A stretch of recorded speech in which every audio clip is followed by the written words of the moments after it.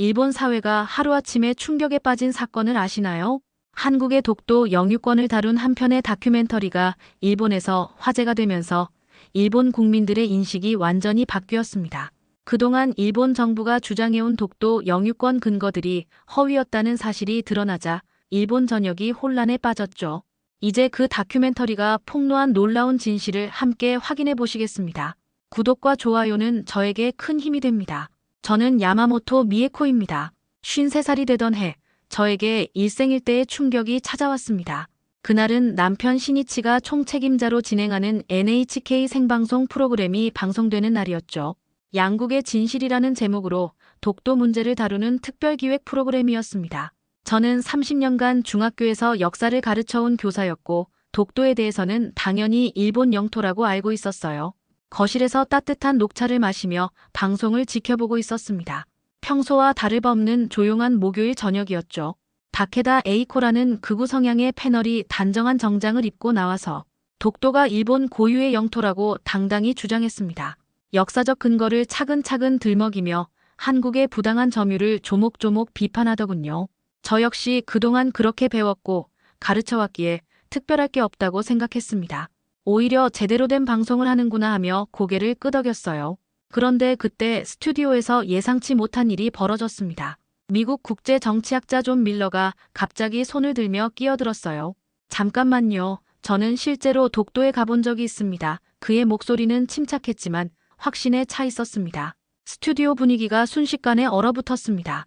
아나운서는 당황한 표정을 지으며 광고로 넘어가려고 했고 다케다 에이코는 완전히 말문이 막혔죠. 하지만 존 밀러는 계속해서 말했습니다. 그 섬은 한국 사람들의 삶의 공간이었습니다. 단순한 무인도가 아니었어요. 거기엔 사람들이 살고 있었고 해경이 상주하고 있었습니다. 제 손에서 찻잔이 덜덜 떨렸습니다. 30년 넘게 역사를 가르쳐온 저였지만 그 순간 무언가 근본적으로 잘못되었다는 직감이 강하게 들었거든요. 존 밀러는 생방송 중임에도 불구하고 자신이 직접 본 독도의 모습을 생생하게 묘사했습니다. 해경이 상주하고 있다는 것, 사람들이 실제로 거기서 생활하고 있다는 것, 심지어 전기와 통신시설까지 갖춰져 있다는 것들을 구체적으로 말했어요. 아나운서가 어떻게든 상황을 수습하려고 했지만 존 밀러의 발언은 이미 전국에 생중계되고 있었습니다. 그는 마지막으로 이렇게 말했어요. 저는 그곳에서 한국 사람들의 일상을 봤습니다. 이건 영토 분쟁이 아니라 사람들의 삶터입니다. 방송이 끝나고 나서도 저는 그 자리에 그대로 앉아 있었습니다. 머릿속이 완전히 뒤죽박죽이 되어버렸어요. 정말로 우리가 알고 있는 게 전부일까? 미국 사람이 직접 가서 봤다는 그 섬은 과연 어떤 곳일까? 무인도라고 배웠던 곳에 사람들이 살고 있다는 게 사실일까? 인터넷을 확인해 보니 상황이 더욱 심각했습니다. 시청률이 평소의 3배로 폭등했고 소셜미디어에서는 이 방송 이야기로 완전히 난리가 나 있었습니다. 밤늦게 돌아온 신이치의 얼굴은 새하얗더군요. 회사에서 긴급 대책 회의를 했다고 하면서 곧바로 다시 나갔습니다. 그 모습을 보니 일이 정말 심각하다는 걸 알 수 있었어요. 그날 밤 저는 한잠도 잘 수 없었습니다. 평생 처음으로 제가 알고 있던 진실에 대해 근본적인 의문을 품게 되었거든요. 과연 내가 학생들에게 가르쳐온 것들이 맞는 건가? 며칠 후 정말 오랜만에 김소은에게서 연락이 왔습니다. 대학 시절 룸메이트였던 그녀는 지금 서울대학교 국사학과 교수로 재직 중이었죠. 20년 넘게 연락이 끊어졌다가 페이스북을 통해 다시 연결된 사이였어요. 그녀가 갑자기 전화를 걸어왔습니다. 방송을 봤다면서 안부를 묻더군요. 솔직히 혼란스럽다고 뭔가 잘못되었다는 생각이 든다고 털어놨습니다. 미에코, 너 독도를 눈으로 직접 본 적 있어? 그 한마디가 저를 완전히 바꿔놓았습니다. 30년간 역사를 가르치면서 독도에 대해 수없이 얘기했지만 정작 저는 그 섬을 직접 본 적이 없었어요. 지도에서만, 교과서에서만, 인터넷 사진에서만 봤을 뿐이었죠. 생각해보니 참 이상한 일이었습니다. 그렇게 확신을 가지고 가르쳐왔는데 정작 제 눈으로는 한 번도 확인해 본 적이 없었으니까요. 김소은이 조심스럽게 말했습니다. 미에코, 한국에 와서 직접 확인해 보는 게 어때? 교사로서 진실을 알 권리가 있잖아. 그녀의 목소리에는 진지함이 묻어 있었어요. 단순히 여행을 권하는 게 아니라 진짜 진실을 찾아보라는 의미였죠. 집에 돌아와서 신이치에게 한국에 가보고 싶다고 조심스럽게 말했습니다. 그는 정말 펄쩍 뛰었어요. 지금 이 민감한 상황에서 무슨 소리냐면서 격하게 말리더군요. 외교 문제로 번질 수 있다고 회사에서도 관련자들은 조용히 지내라고 신신당부했다고 했습니다. 특히 제가 NHK 간부의 아내라는 점 때문에 더욱 조심해야 한다고 강조했어요. 여보, 그럼 더욱 가야 하는 거 아닌가? 우리가 모르는 게 있다면 반드시 알아야 하지 않을까? 신이 치는 현실을 보라고 했습니다. 이건 단순한 학문적 호기심의 문제가 아니라 정치적이고 외교적인 문제라고 했죠. 하지만 저는 교사로서, 한 사람의 인간으로서 진실을 외면할 수는 없었습니다. 그동안 학생들에게 도대체 뭘 가르쳐 왔는지 확인하고 싶었어요. 진실이 무엇인지 제 눈으로 직접 보고 판단하고 싶었습니다. 이틀 후, 저는 모든 반대를 무릅쓰고 홀로 인천공항행 비행기표를 끊었습니다. 53살에 처음 하는 단독 해외여행이었죠. 신이치는 끝까지 만류했지만 저는 한 번 내린 결심을 바꿀 생각이 없었습니다. 공항에서 출국 수속을 밟으면서 마음이 두근거렸어요. 무서웠지만 동시에 설렜습니다. 비행기 창밖을 내려다보며 다짐했어요. 그 땅을 내 눈으로 직접 보겠다고, 그리고 진실이 무엇인지 반드시 알아내겠다고 말이죠. 구름 위를 날아가면서 생각했습니다. 평생 처음으로 제가 알고 있던 모든 것들에 대해 의문을 품고 직접 확인해 보려는 용기를 낸 거예요. 비행기가 이륙하면서 저는 완전히 새로운 도전을 시작했습니다. 두려웠지만 동시에 기대도 되었습니다. 진실을 찾아가는 여행이 시작된 거니까요. 과연 그곳에서 무엇을 발견하게 될지 저 자신도 알 수 없었습니다. 인천공항에 도착했을 때부터 충격의 연속이었습니다. 공항이 이렇게 깨끗하고 체계적이고 현대적일 줄 정말 몰랐어요. 시설도 최첨단이고 안내 시스템도 완벽했습니다. 직원들의 서비스도 프로페셔널했죠. 일본에서 그동안 들어왔던 한국에 대한 이미지와는 사뭇 달랐습니다. 첫 번째 선입견이 무너지는 순간이었어요. 공항 철도를 타고 서울 시내로 들어가면서 창밖으로 보이는 풍경에 더욱 놀랐습니다. 건물들이 정말 현대적이고 세련되었어요. 도시 전체가 깔끔하게 정리되어 있었죠. 지하철을 타고 서울 시내로 들어가면서 보게 된 광경들이 제 선입견을 하나씩 완전히 무너뜨렸습니다. 거리가 정말 깨끗했어요. 쓰레기 하나 보이지 않았고 질서도 잘 잡혀 있었죠.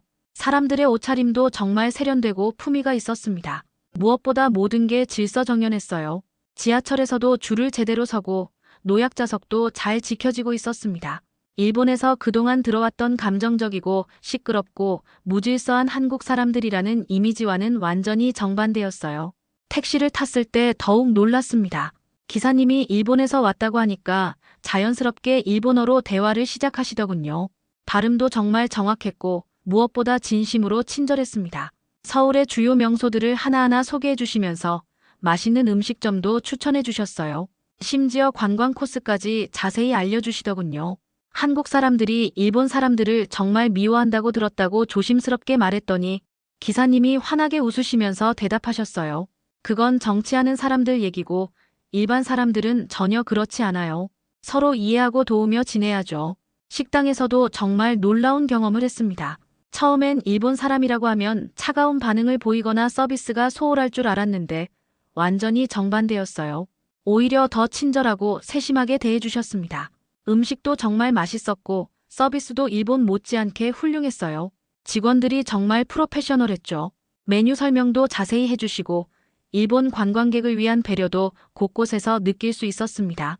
숙소에서 한국 뉴스를 봤을 때 또 한 번 크게 놀랐습니다. 진행자들이 정말 차분하고 논리적이고 객관적으로 뉴스를 전달하더군요. 일본에서 그동안 들어왔던 흥분하기 쉽고 감정적인 한국 언론이라는 이미지와는 완전히 달랐어요. 오히려 더 체계적이고 정확하고 균형 잡힌 시각으로 보도하고 있었습니다. 분석도 정말 깊이 있고 다각적이었죠. 그날 밤 호텔 침대에 누워서 하루 종일 겪었던 일들을 차근차근 되돌아봤습니다. 내가 지금까지 알고 있던 한국은 대체 무엇이었을까? 왜 이렇게 현실과 다른 걸까? 처음으로 제 자신의 깊은 편견을 적나라하게 깨닫게 되었어요. 미디어를 통해 형성된 왜곡된 고정관념이 얼마나 위험하고 해로운지 뼈저리게 느꼈습니다. 첫날부터 이런 충격을 받았는데 앞으로 어떤 일들이 더 기다리고 있을까 하는 생각에 잠이 오지 않았어요. 서울에서 이틀을 보낸 후 저는 마침내 울릉도로 향했습니다. 포항에서 배를 타고 가는 길이었는데 바다를 바라보면서 마음이 정말 복잡했어요. 드디어 그 유명한 독도를 직접 보게 되는 거니까요. 바다가 생각보다 거칠어서 멀미가 심했지만 기대감과 긴장감이 훨씬 더 컸습니다. 과연 그곳에서 무엇을 발견하게 될지 전혀 예상할 수 없었거든요. 울릉도에 도착해서 미리 예약해둔 민박집에 짐을 풀었어요. 민박집 할머니가 정말 푸근하고 따뜻하게 맞아주시더군요. 어디서 왔느냐고 물으셔서 일본에서 왔다고 했더니 전혀 놀라지 않으시면서 독도 보러 온 거냐고 하시며 환하게 웃으셨습니다. 너무 자연스러워서 오히려 제가 당황했어요. 정말 독도에 갈 수 있는지 걱정스럽게 물어봤더니 할머니가 단호하게 대답하셨습니다. 물론이지. 우리 아버지가 젊었을 때 독도에서 고기 잡으셨어. 그때는 거기서 며칠씩 지내기도 했다고 하셨지. 우리한테는 그냥 일터였어. 그 말을 들은 순간 저는 정말 깜짝 놀랐습니다. 일본에서는 독도가 사람이 살 수 없는 무인도라고 분명히 배웠는데 실제로는 오래전부터 사람들이 그곳에서 일상적으로 생활하고 일을 했다는 거였죠. 할머니는 계속해서 옛날 이야기를 자세히 들려주셨어요. 독도가 단순한 바위섬이 아니라 할아버지 세대부터 사람들이 터전을 잡고 살아온 진짜 산터였다는 것을 생생하게 알게 되었습니다. 다음 날 아침 일찍 독도행 배에 올랐습니다. 다행히 바다 날씨가 좋아서 배가 별로 흔들리지 않았어요. 선장님도 친절하게 독도에 대한 설명을 해주셨습니다. 멀리서 독도의 실루엣이 보이기 시작했을 때 제 마음은 정말 복잡하고 떨렸습니다. 평생 지도와 사진에서만 봤던 그 섬을 드디어 직접 보게 되는 거니까요. 독도에 상륙했을 때는 정말 엄청난 충격이었습니다. 완전히 무인도가 아니었어요. 해경이 상주하고 있었고 전기시설도 완전히 갖춰져 있었습니다. 통신 안테나도 있었고 작은 역사관도 있었고 숙소도 제대로 갖춰져 있었죠. 가장 놀라운 건 정말로 사람들이 거기서 일상적으로 생활하고 일을 하고 있다는 사실이었어요. 이게 무인도라고요? 제가 지금까지 알고 있던 것과 완전히 달랐습니다. 지도에서 본 작은 점 하나가 아니라 실제로 사람들이 매일매일 살아가는 진짜 삶의 공간이었습니다. 그곳에서 근무하는 해경분들과 관리사무소 직원들의 일상적인 모습을 보면서 그 순간 제 마음속에서 지금까지 쌓아올린 모든 지식과 상식이 완전히 무너져 내리는 듯한 느낌이었어요. 해경분이 친절하게 시설들을 안내해 주시면서 말씀하셨습니다. 여기는 우리가 지키고 있는 소중한 영토입니다. 매일 이곳에서 생활하면서 우리 땅을 지키고 있어요. 그 말을 들으면서 저는 진실이 이렇게 명확하고 구체적일 수 있다는 걸 처음으로 깨달았어요. 책이나 지도가 아니라 사람들의 실제 삶이 곧 진실이었던 거죠. 독도에서 돌아온 후 저는 더 깊은 진실을 파헤치기로 굳게 결심했습니다. 서울로 돌아가서 김소은의 도움을 받아 본격적인 자료 조사를 시작했어요. 국립중앙도서관을 먼저 찾았습니다. 김소은이 함께 가주겠다고 했죠. 그 다음엔 서울대학교 도서관, 외교부 외교사료관까지 정말 샅샅이 뒤져봤습니다. 한국에서 보관하고 있는 독도 관련 자료들을 체계적으로 살펴보기 시작했어요. 첫 번째로 본 자료가 바로 그 유명한 일본 태정관 지령이었습니다. 1877년에 일본 정부가 내린 공식 문서였어요. 원본을 직접 보는 순간 정말 충격이었습니다. 거기에 한자로 명확하게 적혀 있었거든요. 독도와 울릉도는 조선의 영토라고 일본 정부가 공식적으로 인정한다는 내용이었어요. 제 눈을 의심할 수밖에 없었습니다. 김소은이 자세히 설명해줬습니다. 이건 당연히 진짜야. 일본 정부가 직접 작성하고 승인한 공식 문서라고. 메이지 정부가 독도와 울릉도의 영토 귀속을 명확히 조선으로 확정한 거야. 그런데 왜 일본에서는 이런 중요한 자료를 교육과정에서 다루지 않는 걸까요? 의도적으로 숨기고 있는 게 아닐까 하는 의심이 강하게 들었어요. 그 다음에 본 자료들은 더욱 충격적이었습니다. 일본에서 제작된 수많은 고지도들이었는데 에도 시대부터 메이지 시대까지 제작된 거의 모든 지도에서 독도가 조선 땅으로 명확히 표시되어 있었어요. 하나가 아니라 수십 개, 수백 개의 지도가 모두 같은 내용을 보여주고 있었습니다. 이렇게 일관되고 방대한 자료가 있는데도 현재 일본에서는 왜 정반대로 가르치고 있는 걸까요? 가장 충격적인 건 샌프란시스코 조약 관련 자료였습니다. 미국이 작성한 여러 차례의 초안들을 살펴봤는데 모든 초안에서 독도는 명확히 한국 영토로 분류되어 있었어요. 일본이 나중에 이의를 제기했지만 결국 미국은 그 이의를 받아들이지 않았다는 기록도 명확히 남아 있었죠. 심지어 메가더 사령부의 공식 지령 문서까지 있었습니다. 러스크 서한이라는 것도 자세히 살펴봤습니다. 일본 측에서 자주 인용하는 자료였는데 실제로는 비공식적인 개인 의견서에 불과했고 조약 본문에는 전혀 반영되지 않았다는 걸 확인했어요. 그동안 일본에서는 이 서한을 마치 공식적인 국제조약인 것처럼 과대 포장해서 활용했던 거였죠. 도서관에서 하루 종일 자료를 검토하고 나서 밖으로 나오면서 저는 정말 분노했습니다. 30년 동안 학생들에게 가르쳐온 내용들이 진실의 극히 일부분에 불과했다는 걸 깨달았거든요. 아니, 어떤 부분들은 완전히 잘못되거나 왜곡된 것들이었어요. 왜 이런 결정적이고 중요한 사실들을 일본에서는 의도적으로 숨기고 가르치지 않는 걸까요? 그날 밤 호텔에서 일본 뉴스를 다시 봤습니다. 독도 관련 보도들이 여러 개 나오고 있었는데 제가 도서관에서 확인한 그 수많은 결정적인 자료들과 증거들은 단 하나도 언급되지 않고 있었어요. 완전히 의도적으로 숨기고 있다는 확신이 들었습니다. 진실은 명확하게 하나인데 왜 우리는 그동안 절반의 진실, 아니 왜곡된 거짓말만 듣고 살아왔을까? 그 의문과 분노가 저를 밤새 괴롭혔어요. 한국에서의 마지막 날, 신이치에게서 다급한 전화가 걸려왔습니다.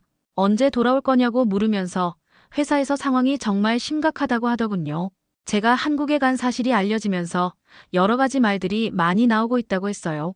조심스럽게 제가 발견한 진실들을 하나씩 얘기해봤습니다. 우리가 완전히 틀렸다고 확실하고 명백한 증거들을 직접 봤다고 했어요. 무슨 소리야? 미에코, 제발 현실을 좀 봐. 이건 단순한 팩트나 학문의 문제가 아니라 정치적 현실의 문제야. 국가 간의 복잡한 이해관계가 얽힌 문제라고. 신이치는 제가 지금 하고 있는 일이 얼마나 위험한지 전혀 모르냐고 다그쳤습니다. 외교 문제로 번질 수 있다고 회사에서도 관련자들은 당분간 조용히 지내라고 강력히 지시했다고 했죠. 특히 저처럼 NHK 간부 가족이 이런 행동을 하는 건 정말 심각한 문제가 될 수 있다고 경고했어요. 하지만 저는 도저히 이해할 수 없었습니다. 명백한 진실과 증거가 있는데도 정치적 고려가 더 중요하다는 건가요? 전화를 끊고 나서 저는 마음을 정리하기 위해 김소은을 만나러 갔습니다. 마지막으로 인사를 드리고 일본으로 떠나려고 했죠. 김소은이 제 표정을 보더니 무슨 일이냐고 물었어요. 어떻게 할 거냐고 걱정스럽게 물으시더군요. 솔직히 모르겠다고 했습니다. 남편도 반대하고 주변 상황도 좋지 않으니까요. 그때 김소은이 제 두 손을 꼭 잡고 진지하게 말했습니다. 미에코, 지금이 아니면 당신도 평생 진실을 외면한 사람일 뿐이야. 40년간 교사로 살아온 사람으로서 그리고 학생들에게 진실을 가르쳐야 한다고 말해온 사람으로서 정말 부끄럽지 않을 선택을 해야 해. 그 말이 제 가슴 깊숙이 날카롭게 찔렸습니다. 정말 뼈아픈 지적이었어요. 30년간 교사로 살면서 학생들에게 진실을 추구해야 한다고 올바른 역사의식을 가져야 한다고 수없이 강조해왔잖아요. 그런데 정작 저는 불편하고 곤란한 진실을 외면하고 덮어버리려고 하고 있었던 거죠. 진실을 알게 되는 것만으로는 전혀 충분하지 않다는 걸 그때 깨달았습니다. 김소은이 제 어깨를 토닥이며 따뜻하게 말했어요. 힘들고 어려운 길이겠지만 그래도 옳은 일이야. 용기를 내봐. 그 순간 저는 마음속으로 굳게 결심했습니다. 나는 절대 진실을 외면하지 않겠다고. 설령 혼자가 되더라도 이 소중한 진실을 많은 사람들에게 알리겠다고 다짐했어요. 공항으로 가는 길에서 계속 마음을 다잡았습니다. 일본으로 돌아가서 제가 직접 보고 경험한 모든 것들을 사람들에게 진솔하게 전하겠다고. 어떤 어려움과 반대가 있더라도 포기하지 않겠다고 말이죠. 비행기에서 구름 위를 날아가면서 깊이 생각했어요. 진실은 결코 편하거나 달콤하지 않지만 그렇다고 해서 외면하거나 왜곡해서는 절대 안 된다고. 이제 저는 단순한 역사교사가 아니라 진실을 용기 있게 전하는 사람이 되겠다고 굳게 결심했습니다. 일본으로 돌아온 후 저는 신이치에게 제가 한국에서 보고 경험한 모든 것들을 정말 자세히 차근차근 얘기했습니다. 한국에서 직접 찍은 수많은 사진들도 하나하나 보여주고 도서관에서 어렵게 구한 복사본들도 전부 보여줬어요. 일본 태정관 지령부터 시작해서 고지도, 샌프란시스코 조약 자료까지 모든 결정적인 증거들을 차례로 제시했죠. 하지만 신이치는 여전히 강하게 반대했습니다. 미에코, 제발 이해해줘. 회사 입장에서는 정말로 이런 민감한 내용을 다룰 수가 없어. 정치적으로 너무 복잡하고 위험한 사안이야. 자칫하면 외교 문제가 될 수도 있고. 그럼 NHK는 진실보다 정치적 계산이 더 중요하다는 거냐고 따졌더니 현실이 그렇다면서 정말 미안하다고 고개를 숙이더군요. 저는 깊이 실망했지만 그렇다고 포기할 생각은 전혀 없었습니다. NHK에서 방송할 수 없다면 제가 직접 나서서 하겠다고 마음먹었어요. 집에 있는 간단한 장비들을 총동원해서 다큐멘터리를 만들기 시작했습니다. 제가 한국에서 직접 찍은 생생한 사진들과 영상들, 도서관에서 발견한 귀중한 자료들, 그리고 독도에서의 충격적인 경험담을 모두 담았죠. 약 30분 분량의 개인 다큐멘터리였습니다. 30년간 역사를 가르쳐온 한 교사의 진솔한 고백이자 참회록이었어요. 다큐멘터리를 완성해서 유튜브에 업로드했습니다. 제목은 정말 간단하게 붙였어요. 한 역사교사의 독도 진실 찾기 여행기라고 했죠. 처음 며칠 동안은 조회수가 거의 없었습니다. 그냥 제 개인적인 기록으로 남겨두자는 생각이었어요. 하지만 일주일쯤 지나면서부터 서서히 입소문을 타기 시작했습니다. 댓글들이 하나둘씩 달리기 시작했어요. 정말 충격적인 내용이네요. 왜 이런 중요한 사실들을 지금까지 몰랐을까요? 정말 용기 있는 분이시네요. 라는 반응들이 많았습니다. 격려해주는 사람들도 있었지만 비판하는 사람들도 꽤 있었어요. 젊은 사람들이 특히 많이 봤습니다. 그들은 기존의 고정관념이나 편견에 상대적으로 덜 매여 있었거든요. 소셜미디어에서 본격적으로 공유되기 시작했습니다. 트위터와 페이스북을 통해 점점 더 많은 사람들이 보게 되었어요. 특히 교육계와 학계에서 관심을 보였습니다. 2주일 후에는 조회수가 10만을 넘었고 한 달 후에는 50만을 돌파했어요. 그리고 댓글들의 분위기도 조금씩 변하기 시작했죠. 한국이 일방적으로 왜곡한 게 아니라 우리가 의도적으로 모른 척해온 거였구나 라는 반응들이 크게 늘어났어요. 이제야 진짜 진실을 알게 되었다는 사람들도 정말 많았죠. 신이치가 매일 걱정스러운 표정으로 말했습니다. 미에코, 이제 정말 돌이킬 수 없는 강을 건넌 거야. 하지만 저는 전혀 돌이킬 생각도 없었고 후회도 없었어요. 이게 진짜 옳은 일이라고 확신했거든요. 다큐멘터리가 사회적으로 큰 입소문을 타면서 정말 예상치 못한 일들이 연달아 벌어졌습니다. 여러 시민단체에서 특별 상영회를 열어달라고 요청했고 대학교와 고등학교에서도 특별 강연을 해달라고 연락이 왔어요. 심지어 공공도서관에서도 시민 대상 강연회를 개최하고 싶다고 했죠. 정말 놀라운 사회적 반응이었습니다.